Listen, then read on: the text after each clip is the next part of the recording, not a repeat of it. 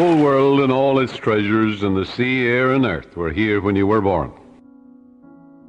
Begin to think of the untold and undiscovered riches all around you, waiting for the intelligence of man to bring them forth. Look at wealth as the air you breathe. Get that attitude of mind. As Emerson said to the woman, who wanted to prosper. He took her down to the ocean. He said, take a look. She said, oh, there's plenty of water, isn't there? He said, look at wealth that way, and you'll always have it. Yes, realize it's like the tide, forever flowing out, forever flowing back. A sales manager said to me that an associate of his sold $1 million idea for expansion to the organization. You can have an idea worth a fortune too. Wealth is a thought image in your mind. Wealth is an idea in your mind. Wealth is a mental attitude. He also told me that there were more millionaires now in the United States than at any time in the history of the country.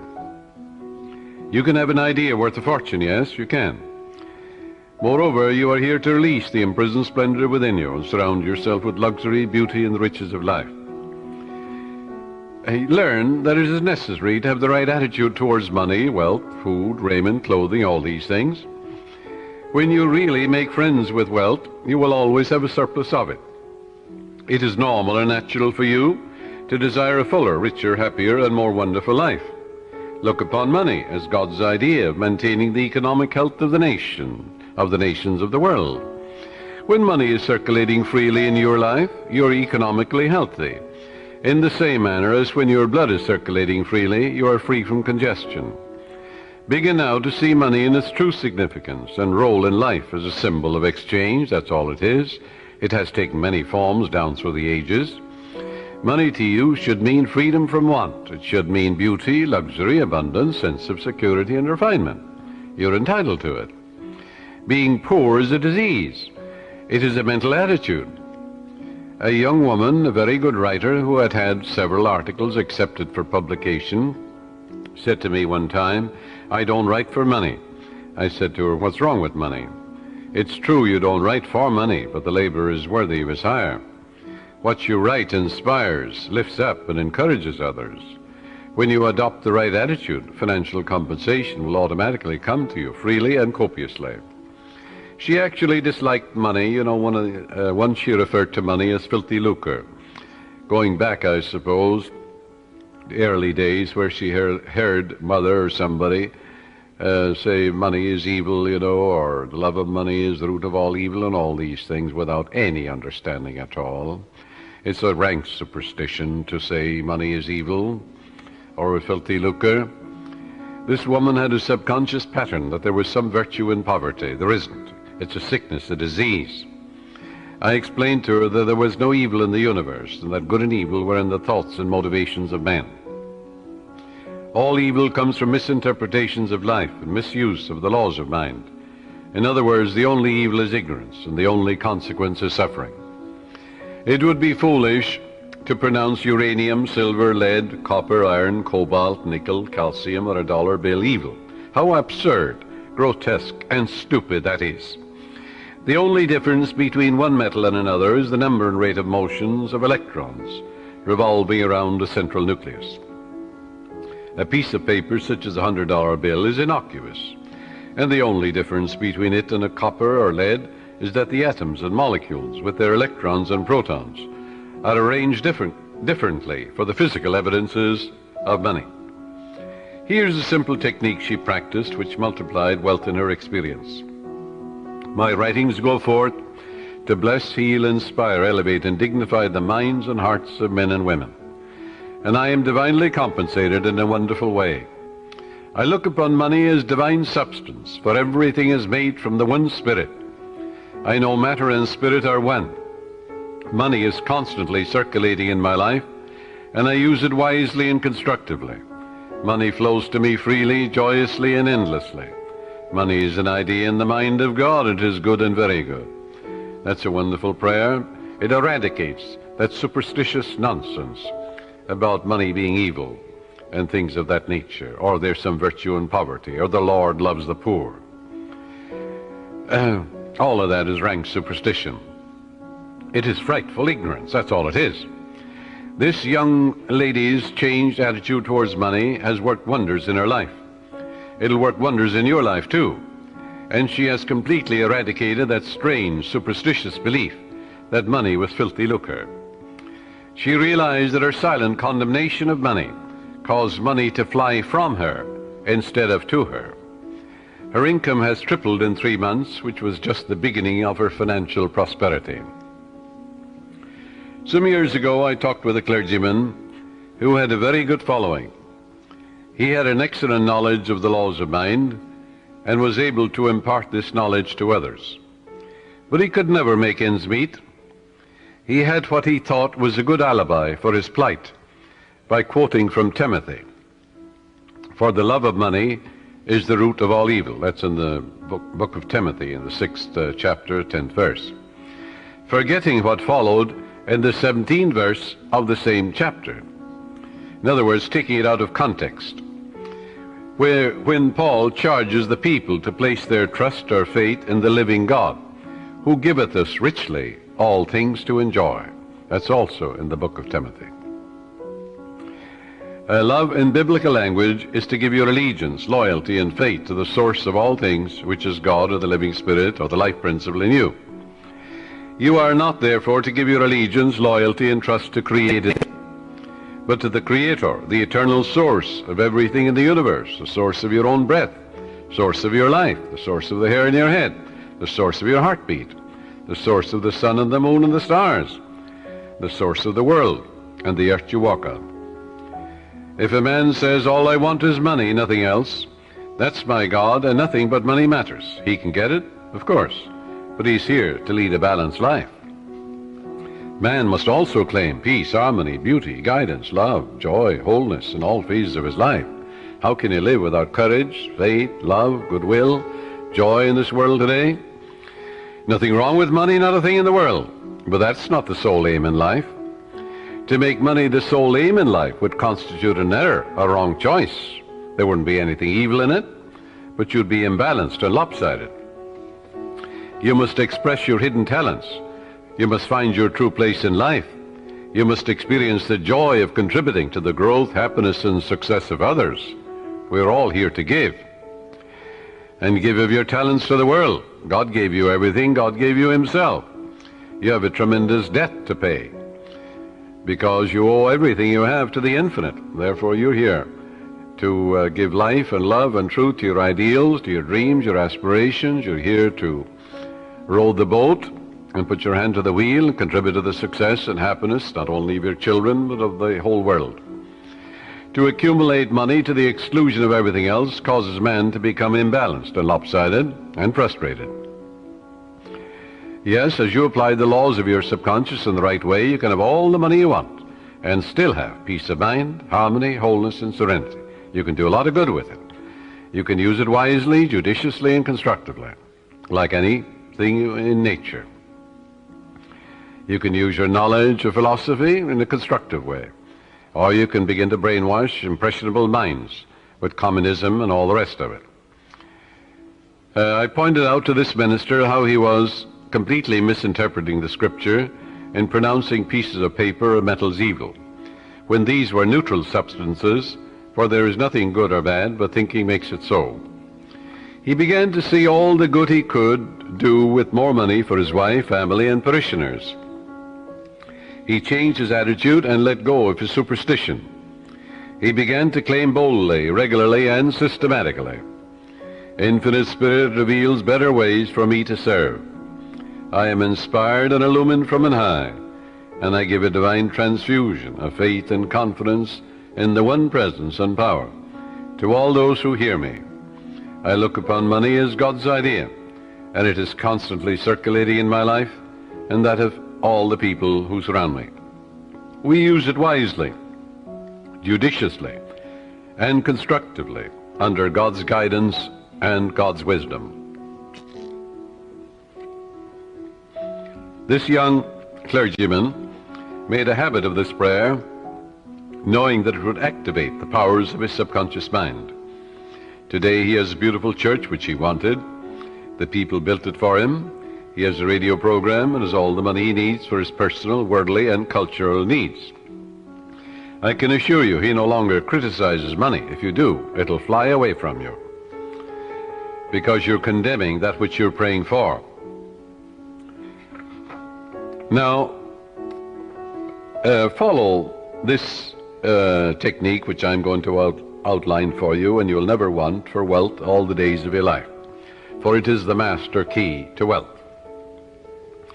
The first step is to reason it out in your mind that God, or the life principle, or the living spirit, is the source of the universe, the galaxies in space, and everything you see. Whether you look at the stars in the sky, the mountains, the lakes, the deposits in the earth and the sea, or all animals and plants. The life principle gave birth to you, and all the powers, qualities, and attributes of God are within you. Come to a simple conclusion that everything you see and are aware of came out of the invisible mind of the infinite, or the life principle. And that everything that man has invented, created, or made came out of the invisible mind of man. And the mind of man and the mind of God are one, for there's only one mind. That mind is common to all individual men. Everyone is an inlet and an outlet to all that is. Come now to a clear-cut decision that God is the source of your supply of energy, vitality, health, creative ideas, the source of the sun, the air you breathe, the apple you eat, and the money in your pocket. For everything is made inside and out of the invisible. It is as easy for God to become wealth in your life as it is to become a blade of grass or a crystal of snow. The second step, decide now to engrave in your subconscious mind the idea of wealth. Ideas are conveyed to the subconscious by repetition, faith, and expectancy. By repeating a thought pattern or an act over and over again, it becomes automatic, and your subconscious being compulsive, you will be compelled to express wealth. The pattern is the same as learning to walk, swim, play the piano, type, or drive a car. You must believe in what you're affirming. It's not mumbo-jumbo, it's not idle affirmations. You must believe in what you're affirming, like you believe that when you put seeds in the ground, they grow after their kind. And the seeds are thoughts deposited in your own subconscious mind. Realize that what you are affirming is like the apple seeds you deposit in the ground, and they grow after their kind. You can imagine the seeds going from your conscious to your subconscious mind and being reproduced on the screen of space. By watering and fertilizing these seeds, you accelerate their growth. Know what you are doing and why you are doing it. You're writing it with your conscious pen in your subconscious mind. Because you know, wealth is walk down the street and you see it. Can you count the flowers along the road as you drive? Can you count the sands on the seashore? Can you count the stars in the sky? Can you count the wealth that you're walking on? Yes, underneath you. Maybe oil, gold, silver, uranium. Do you ever think of the riches of the sea, the soil, the air? So third step is repeat the following affirmation for about 5 minutes, night and morning. I am now writing in my subconscious mind the idea of God's wealth. God is the source of my supply, and I know God is the life principle within me, and I know I'm alive. And all my needs are met at every moment of time and point of space. God's wealth flows freely, joyously, and ceaselessly into my experience, and I give thanks for God's riches forever circulating in my experience. Step 4. When thoughts of lack come to you, such as, I can't afford that trip, or I can't meet that note in the bank, or I can't pay that bill, never, never finish a negative statement about finances. This is mandatory. Reverse it immediately in your mind by affirming, God is my instant and everlasting supply, and that bill is paid in divine order. If a negative thought comes to you 50 times in 1 hour, reverse it each time by thinking and affirming, God is my instant supply, meeting that need right now. After a while, the thought of financial lack will lose all momentum, and you will find your subconscious is being conditioned to wealth. If you look at a new car, for example, Never say, I can't buy that or I can't afford it. Your subconscious takes you literally and blocks all your good. On the contrary, say to yourself, that car is for sale. It is a divine idea, and I accept it in divine order through divine love. This is the master key to wealth. It's impossible for any sincere person to practice this technique and not have all the wealth he or she needs all the days of your life. So follow it, and you're setting the law of opulence in operation. It will work for you as well as for anybody else. The law of mind is no respecter of persons. Your thoughts make you wealthy or poor. Choose the riches of life right here and right now. A sales manager sent me one of his men for counseling. This salesman was a brilliant college graduate. He knew his products very well. He was in a lucrative territory, but was making only $5,000 annually in commissions. The sales manager felt he should double or at least triple it. In talking to the young man, I found he was down on himself. He had developed a subconscious pattern or self-image of $5,000 a year. In other words, that's all I'm worth. He said that he had been born in a poverty-stricken home and that his parents had told him that he was destined to be poor. His stepfather had always told him, "You'll never amount to anything. You're dumb, you're stupid." These thoughts were accepted by his impressionable mind, and he was experiencing his subconscious belief in lack and limitation. I explained to him that he could change his subconscious mind by feeding it with life-giving patterns. Accordingly, I gave him a mental and spiritual formula to follow, which would transform his life. I explained to him that he should under no circumstances deny what he affirmed, because his subconscious mind accepted what he really believed. Your subconscious mind accepts your convictions, what you really believe. So believe in God's wealth and God's riches, which are all around you, by the way. He affirmed every morning before going to work, "I'm born to succeed. I'm born to win. The infinite within me can't fail. Divine law and order govern my life. Divine peace fills my soul. Divine love saturates my mind. Infinite intelligence guides me in all ways. God's riches flow to me freely, joyously, endlessly, ceaselessly. I'm advancing, moving forward, and growing mentally, spiritually, financially, and in all other ways.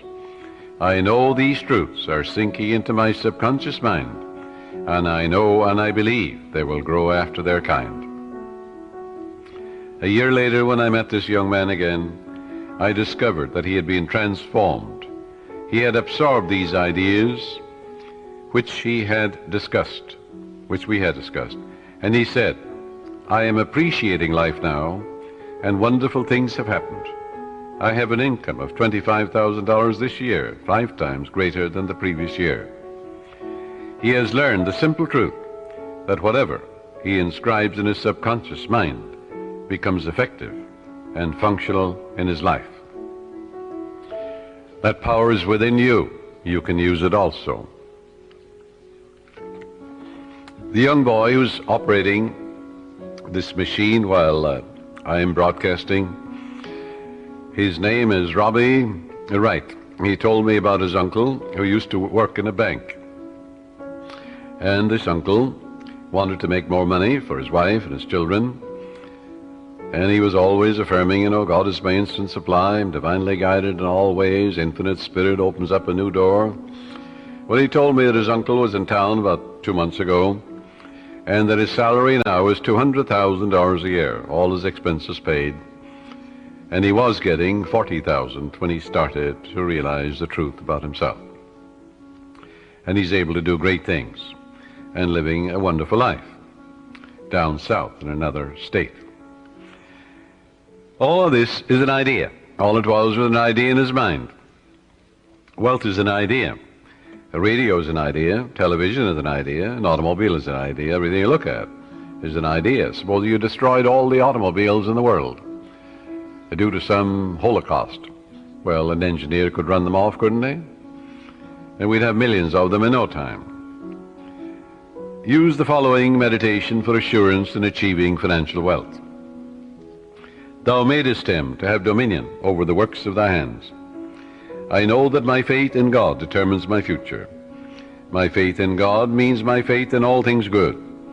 I unite myself now with true ideas, and I know the future will be the image and likeness of my habitual thinking. As a man thinketh in his heart or subconscious, so is he.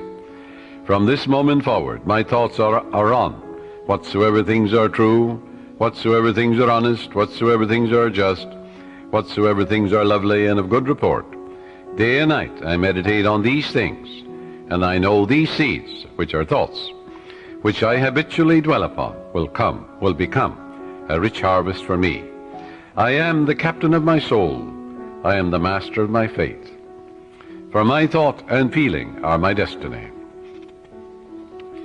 You see, prayers and affirmations are not for the purpose of changing God or the living spirit or the life principle or influencing the divine. God is the same yesterday, today, and forever. You don't change God, but you align yourself mentally with that which was always true. You don't create harmony. Harmony is. You don't create love. God is love. That love of God is within you. You don't create peace. God is peace, and God indwells you. But you must claim that the peace of God floods your mind. You must claim that the harmony of God is in your home, your harmony is in your pocketbook, in your business, in all phases of your life. All of good is available to each of us. Our prayers and affirmations are for the purpose of bringing our own mind to the point where we can accept the gifts which were given to us from the foundation of time. For God is the giver and the gift. The oil was in the ground before you were born, before any man walked the earth. So was gold and silver, uranium and lead and copper and all the metals that we use today. They were all there. Didn't it take a little intelligence in the mind of man to find these things? Yes, so if you send 2 men to Utah, and one man is a geologist, or he may be also a mineralogist, and he finds nothing. Another man goes, in the first 5 minutes he finds a vein of uranium or silver in the same territory, in the same land. Where was the wealth? The wealth was in the mind of the second man. He believed in a guiding principle. The other fellow found nothing. He was walking on it. So there is a guiding principle that will lead you. That's what led men to find gold and silver and oil and lead and all these things. We don't need to work on conditions. We need only to work on ourselves. The only place we can cure our lack and limitation is in our own mind. Be ye transformed by the renewal of your mind. When we have done it there, we shall find that the world, that is your body, your environment and conditions, will be a mathematical reflection of your inner state of mind. Whatsoever things ye ask for when ye pray, believe that ye have received them and ye shall have them. That is the basis of all successful prayer, whether for the healing of our bodies, for prosperity, success, for achievement, or for material benefits. Once you convince your deeper mind that you have the thing you want, it will proceed immediately to bring it to pass. You might say to me, how can I convince my deeper mind, my subconscious, that I have riches or any other good thing, when my common sense tells me that bills are piling up, creditors are after me, the bank is calling up to pay for the mortgage and for the money I owe and so on. You can't. If you keep thinking about debts and obligations and how much you owe, you'll only magnify your misery. But here is a truth about the laws of your mind. Your deeper mind accepts as a fact whatever you repeat to it in convincing tones, often enough, just the same as you learn to walk. You had a thought pattern, an act, whether it's swimming or walking or playing tennis or golf, and you repeat it over and over again. You knew what you were doing and why you were doing it. You wanted to learn to walk, you wanted to learn to dance, you wanted to learn to swim. So finally your subconscious assimilated the pattern, didn't it? And then you swim automatically and you walked automatically. The same procedure in praying for wealth or anything else. Once your subconscious accepts the statement as a fact, it proceeds to do everything possible to bring riches to you. Now that's the whole purpose of affirmations, so that you convince yourself of the truth of that which you affirm. Then your deeper mind will bring these things to pass. Many men say to me, I got an affirmation from someone, and it said, I am rich and prosperous now, I am successful, and I'm very wealthy. That affirmation, he said, succeeded in making me much more aware of my need, because, you see, he believed more in poverty and lack than he did in the riches all around him. So I explained to him, I said, you must turn away from that pattern and come back, change your belief. Your subconscious accepts what you believe. I said, look around you and realize that God created you and the whole world. It's an invisible spirit within you. Everything is made inside and out of it. It started your heartbeat. It's the air you breathe, the water you drink. It's the fruit that you eat. And therefore turn away and turn within and change that and say, I recognize the eternal source of my supply. God is the source of my supply. All my needs, spiritual, mental, material, are met at every moment of time and point of space. And God's wealth is circulating in my life, and there's always a surplus. So by day and by night I'm advancing, moving forward and growing, spiritually, mentally, materially, financially, intellectually, and every way. And all things be ready if the mind be so. It is done unto me as I believe. And before they call I will answer, while they're yet speaking I will hear. Oh, how I love thy law. Let it be my meditation both day and night. And the law is, I am what I contemplate. I am what I believe myself to be. According to my faith is it done unto me. God gave you richly all things to enjoy. God made you rich, why then are you poor? And as he began to realize the source of the infinite ocean of supply, the source of the very hair in his head, you know, the source of the power that enables him to lift a chair, the source of the grass, the source of the hay in the field, the source of the cattle on 1,000 hills. He began to realize the source. He aligned himself with it, and then it made sense to him. Then he realized that he was writing in his subconscious mind the idea of wealth, of growth, and prosperity. He changed his belief to a belief in the riches, the endless riches all around him, instead of poverty, which was a false belief in his mind. Don't you know there's enough fruit rots in the tropics to feed all humanity? Nature is lavish, extravagant, bountiful.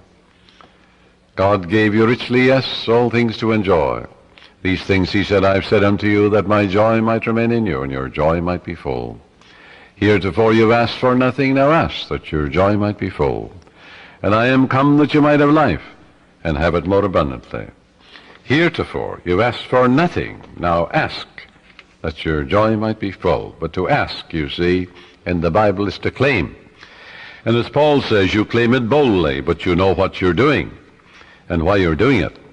So if you have a lot of debts and obligations, a lot of bills to pay, don't worry about them. Turn to the source, which is endless. Remember the farmer, what he says to you. He says, well, I don't worry about the weeds. The grain is growing, and it will kill all the weeds. That's what the farmer tells you. Likewise, as you focus on your good, on guidance and right action, and the eternal source of your supply, whether it is mental or spiritual or financial you need, there's but one source, not two. And as you turn to it and give thanks for that endless supply, then all the weeds will be killed. Thoughts of lack and limitation will die in you, and God will multiply your good exceedingly. Joy into your life. Pray for joy by claiming it. The joy of the Lord is my strength, the Bible says. Repeat that to yourself, and after a while, you'll be amazed what will happen to your bloodstream and to the general circulation. Don't keep analyzing it or gritting your teeth about it. Just know that joy is the elan of life, the expression of life. Don't work like a horse at it. Use no willpower, no muscle power, no blood vessel power is involved in this mental and spiritual therapeutic technique.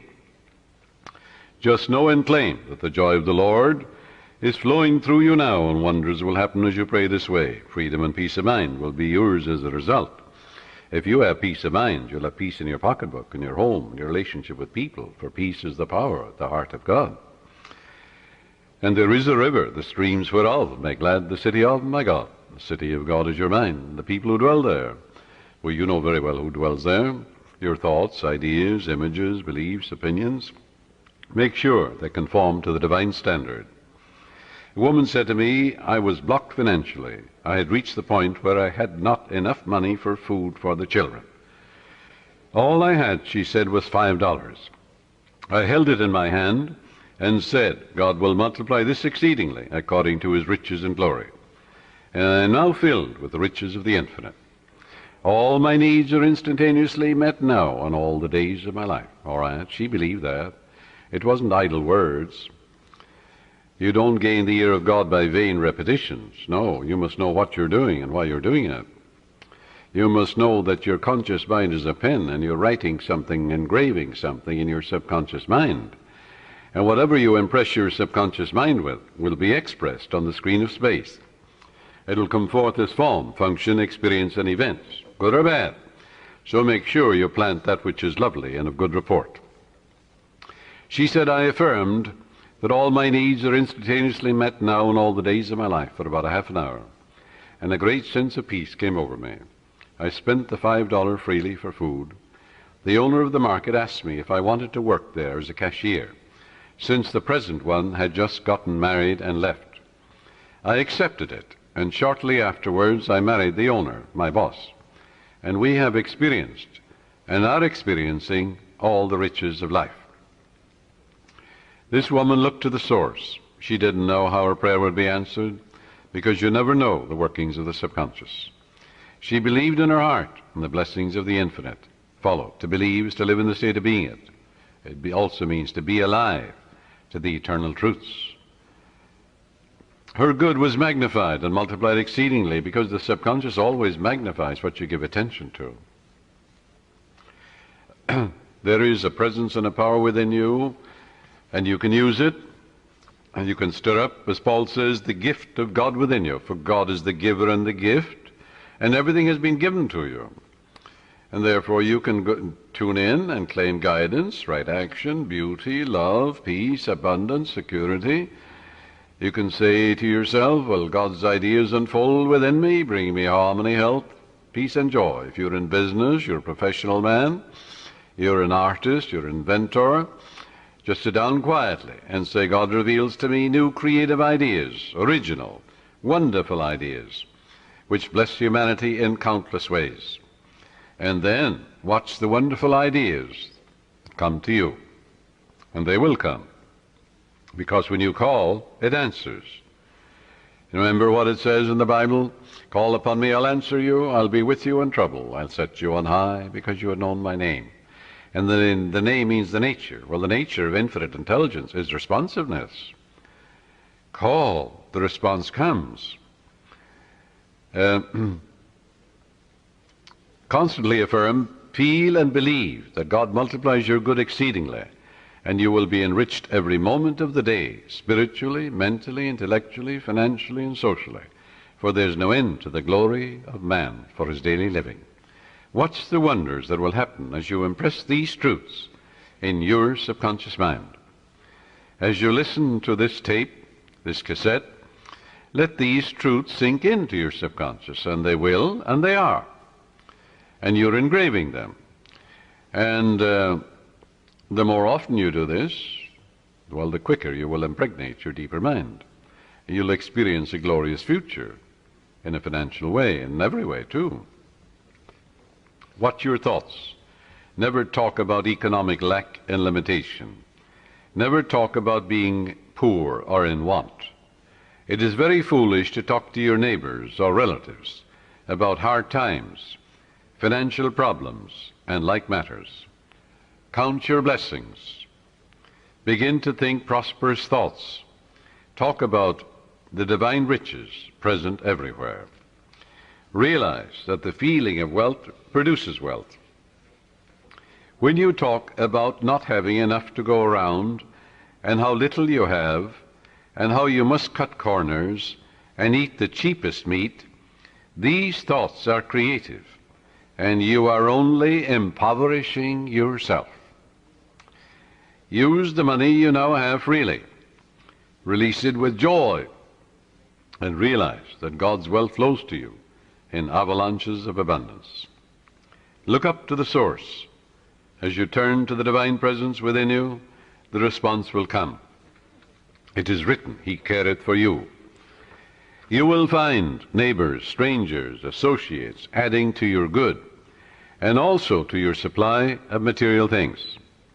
Make it a practice to pray for divine guidance in all your ways, and believe that God, or the Supreme Intelligence, is supplying all your needs according to His riches and glory. Claim it boldly. Come boldly to the throne of grace, Paul says. And grace, when it's removed from its mystique, is simply the mathematical, orderly reflection of your habitual thinking and imagery. In other words, there's supreme intelligence that responds to your conscious thinking and imagery. Pray for divine guidance, therefore, in all your ways.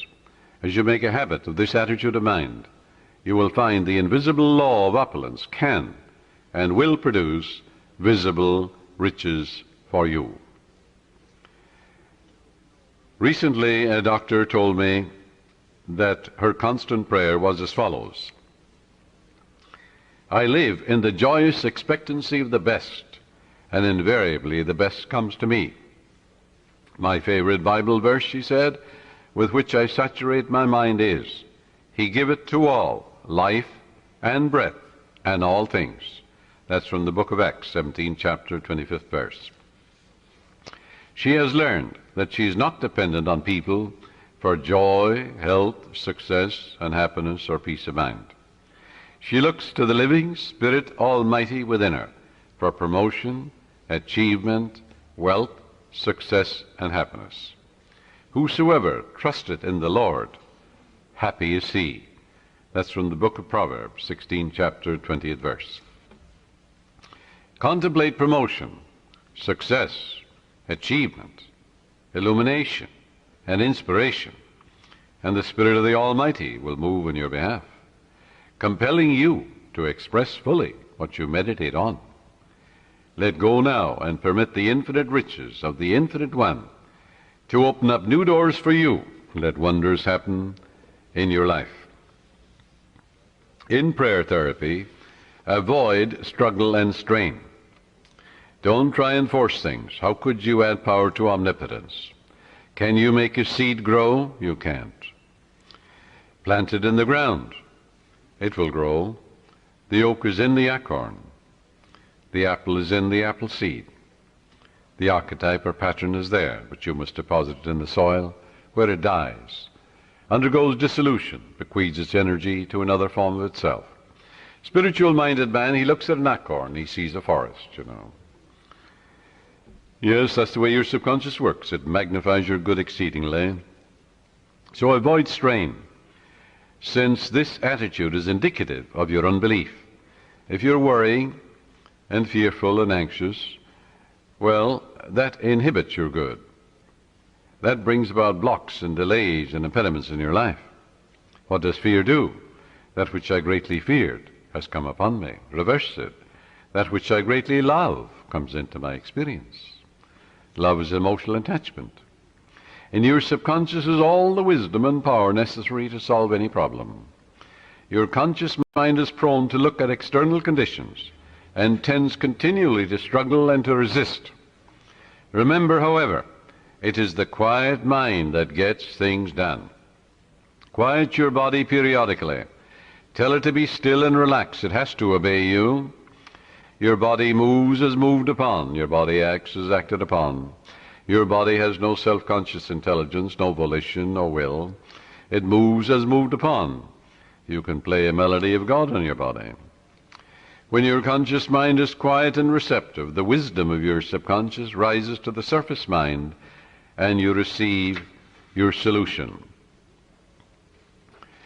A beauty parlor operator told me that the secret of her success was that every morning prior to opening her beauty salon, She had a quiet period in which she affirms, God's peace fills my soul, and God's love saturates my whole being. God guides, prospers, and inspires me. I am illumined from on high, and His healing love flows from me to all my clients. Divine love comes in my door. Divine love goes out of my door. All those who come into my salon are blessed, healed, and inspired. The infinite healing presence saturates the whole place. This is the day the Lord hath made, and I rejoice and give thanks for the countless blessings which come to my clients and to myself. She had this prayer written out on a card and reiterates these truths every morning. At night she gives thanks for all her clients, claiming that they are guided, prospered, happy, and harmonious, and that God and His love flow through each one, filling up all the empty vessels in her life. She stated to me that following this prayer technique pattern, at the end of 3 months she had far more clients than she could handle, had to hire 3 additional operators. She had discovered the riches of effective prayer and is prospering beyond her fondest dreams. The sales manager told me that he had been fired because of excessive drinking on the job and because of being involved with one of the secretaries in the office. He was very distressed, dejected, and worried about his wife, his income, and his future. In talking with his wife later, I discovered that she was a chronic nagger and had tried unsuccessfully to dominate and control her husband. She was abnormally jealous and very possessive, and she clocked him in every evening, creating a scene if he were not home at a certain hour. He was emotionally and spiritually immature and did not handle the matter at all constructively. He deeply resented her nagging and her clocking of his arrival at home, and retaliated by drinking and becoming involved with another woman. He said to me, I just wanted to get even with her. Both of them agreed it takes 2, to make a go of marriage. It takes 2 to prosper. If a husband and wife will agree in prosperity and success, agreement means harmony, they will prosper. They'll have all the money they need to do what they want to do when they want to do it. And when you have all the wealth you need to do what you want to do when you want to do it, you're as rich as Croesus. Both of them agreed to start a prayer process night and morning, realizing that as they prayed for each other, there could not possibly be any bitterness, hostility, or resentment, as divine love casts out everything unlike itself. And it does. She prayed night and morning as follows. My husband is God's man. God is guiding him to his true place. What he is seeking him. Divine love fills his soul. Divine peace fills his mind and heart. He is prospered in all his ways, spiritually, mentally, financially, socially, every way. By day and by night he's advancing, moving forward and growing, spiritually, mentally, financially, socially, intellectually, in all ways, for life itself is growth. There are harmony, peace, love, and understanding between us. It is divine right action and divine peace operating in our lives. And he prayed for his wife night and morning as follows. My wife is God's child. She's the daughter of the infinite, a child of eternity. Divine love fills her soul, and it is written, he careth for her. Divine love, peace, harmony, and joy flow through her at all times. She's divinely guided and prospered in all her ways. For to prosper is to grow along all lines. There are harmony, peace, love, and understanding between us. I salute the divinity in her, and she salutes the divinity in me. As both of them became relaxed and peaceful about the situation, they realized that only good can come out of this situation. Soon he received a phone call from the president of the company calling him back, stating that he had heard he had had a reconciliation with his wife, and at the same time he praised him for his past achievements and accomplishments for the organization. Actually, his wife, without his knowledge, had visited the president of the company and had told him the whole story, how happy they now were, and how the other woman had vanished out of his life. She told how they were now praying together. He was impressed, and she and her husband discovered very quickly the riches of scientific prayer. For the riches of the infinite are within you. You can know if you have succeeded in prayer by the way you feel.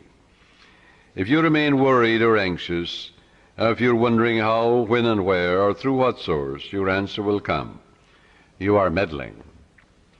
This indicates you do not really trust the wisdom of your subconscious. Avoid nagging yourself all day long, or even from time to time. When you think of your desire, lightness of touch is important. Remind yourself that infinite intelligence has taken care of it in divine order, far better than you can by tenseness of your conscious mind. For example, if you say, well, I need $5,000 by the 15th of next month, or the judge must make a decision for me by the 1st of the month, otherwise I lose my home, my mortgage, and so on. That's fear and anxiety and tension. What will that do? Bring blocks and delays, impediments and difficulties into your life. Always go to the source. Remember, in peace and in confidence shall be your strength. When you're anxious and tense and worried, that will not bring about prosperity or peace of mind or health or anything. Go back to the source. Come to a place of absolute rest in your mind and say to yourself, reiterate these truths. It is done unto me as I believe. Go thy way as thou hast believed, so be it done unto thee. All things be ready if the mind be so, which means all I have to do is ready my mind to receive the benediction, the guidance, the wealth, the answer, the solution, the way out. According to my faith is done unto me. Go thy way, thy faith hath made thee whole. Go in peace, thy faith hath made thee whole. And all things are ready if the mind be so. The light of God shines in me. The peace of the everlasting God fills my soul, and quietness and confidence shall be my strength. God gave me richly all things to enjoy. With God all things are possible. Reiterate these simple truths, and say, the Lord is my shepherd, I shall not want. He maketh me to lie down in green pastures. He leadeth me beside the still waters. He restoreth my soul. When I call upon him and he answers me, he'll be with me in trouble. He'll set me on high, because he hath known my name. God is my instant everlasting supply, and ever-present help in time of trouble. Reiterate these truths. Read a psalm like the 23rd and 91st Psalm, and go over these psalms quietly, peacefully, and lovingly. You'll get to a point of rest and peace in your mind, and you realize that God is never late, and that God is your instant and everlasting supply, guiding and directing you, revealing to you everything you need to know, opening up the door for you, revealing to you the solution, and God's riches are circulating in your life, and there's always a surplus. Then, when you act that attitude of mind, the way will open up, the dawn will appear, and the shadows will flee away. But you won't get an answer by worry and fear and tension and anxiety. This will only attract more lack, more difficulties. So reverse it. Go back to the source. Reiterate the truths you know. Dwell upon the truths of God, such as God is absolute peace, absolute harmony, boundless wisdom, infinite intelligence, the ever-living one, the all-wise one, the all-knowing one, the self-renewing one, knows all and sees all, the source of all blessings.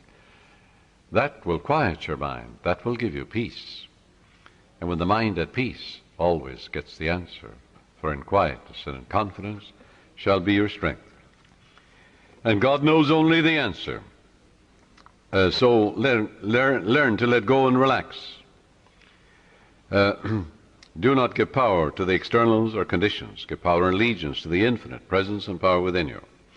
The swimming instructor tells you that you can float on the water, which will support you if you remain quiet, still, and at peace.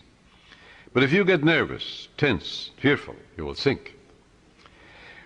When you are seeking wealth, prosperity, success, or a spiritual healing, or anything, Feel that you're immersed in the holy omnipresence, like you feel you're in the ocean or in a swimming pool, and realize the golden river of life, love, truth, and beauty are flowing through you now, transforming your whole being into the pattern of harmony, love, peace, and abundance.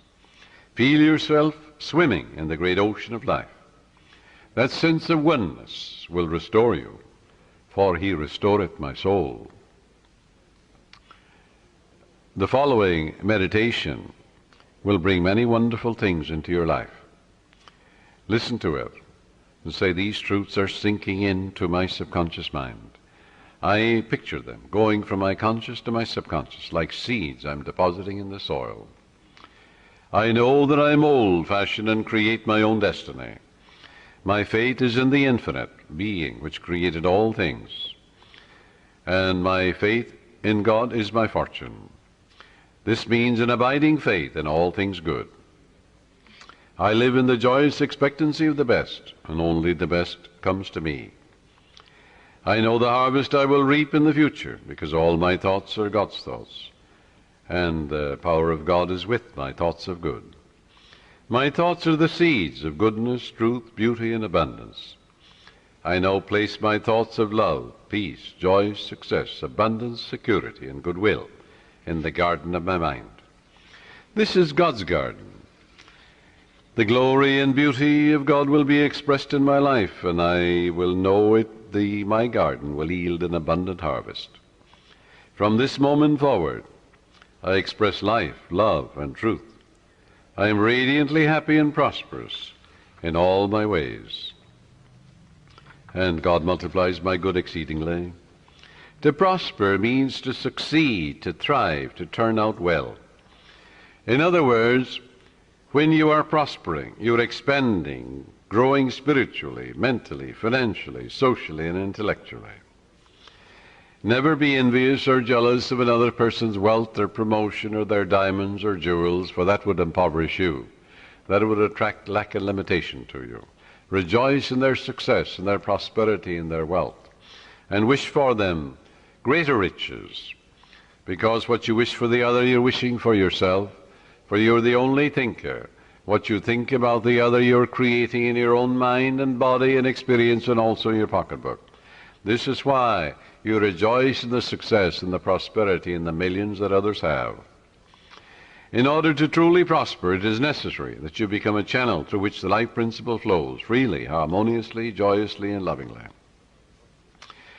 I suggest that you establish a definite method of working and thinking, that you practice it regularly and systematically every day. One young man who consulted me had experienced a poverty complex for many years, had received no answers to his prayer. He had prayed for prosperity, but the fear of poverty continuously weighed on his mind. And naturally, he attracted more lack and limitation than prosperity. The subconscious mind accepts the dominant of two ideas. Change your mind from belief in poverty, but begin to believe in God's riches, which are all around you. Infinite riches. After talking with me, he began to realize that his thought image of wealth produces wealth, that every thought is creative, unless it is neutralized by a counter thought of greater intensity. Furthermore, he realized that his thought and belief about poverty was greater than his belief in the infinite riches all around him. Consequently, he changed his thoughts and kept them changed. I wrote out a prosperity prayer for him as follows. It will benefit you. I know there is only one source, this is the prayer, the life principle, the living spirit, from which all things flow. It created the universe, and all things therein contained. I am a focal point of the divine presence. My mind is open and receptive. I am a free-flowing channel for harmony, beauty, guidance, wealth, and the riches of the infinite. I know that wealth, health, and success are released from within and appear in the without.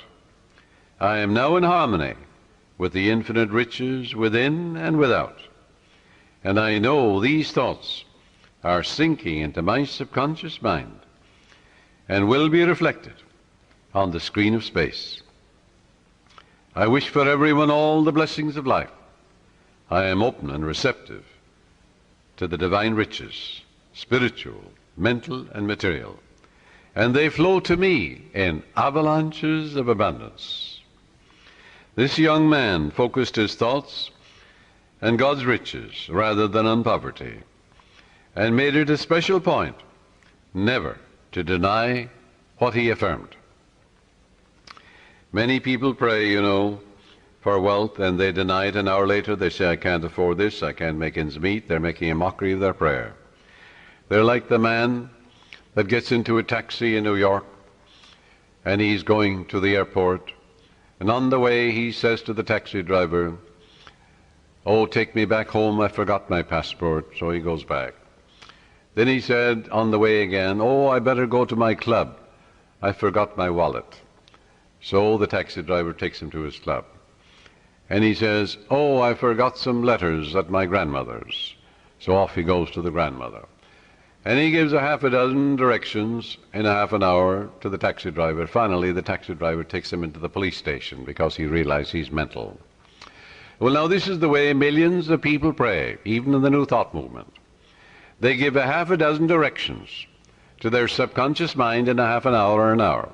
The subconscious is so confused and perplexed, it doesn't know what to do, it doesn't do anything.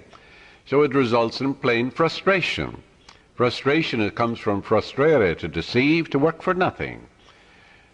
So you don't put a seed in the ground and then dig it up. Stop contradicting what you've affirmed.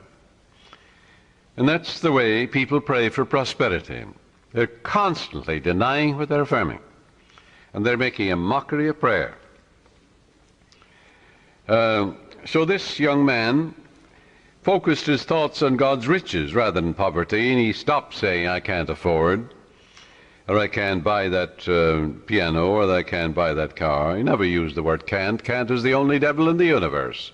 Your subconscious takes you literally and blocks all your good. Now, in a month's time, his whole life was transformed. He affirmed the above truths, which I just mentioned, morning and evening for about 10 minutes, slowly and quietly, engraving them in his mind, knowing what he was doing, believing what he was doing, knowing that he was actually writing down these truths in his subconscious mind, causing the latter to be activated and to release its hidden treasures. For the gold mine is in your subconscious, the diamond mine is there. It's the source of all the riches of heaven. Although this man had been a salesman for 10 years with rather dim prospects for the future, suddenly he was made sales manager at $30,000 a year plus prime benefits. Your subconscious has ways that you know not of. It's impossible to impregnate your subconscious mind with the idea of wealth and be poor. It's impossible to impregnate your subconscious with the idea of success. Good heavens, you are born to win, to succeed. The infinite can fail. You're born to triumph. Son, thou art ever with me, and all that I hath is thine. Let your prayer be, by day and by night I'm advancing, moving forward and growing. God gave me richly all things to enjoy.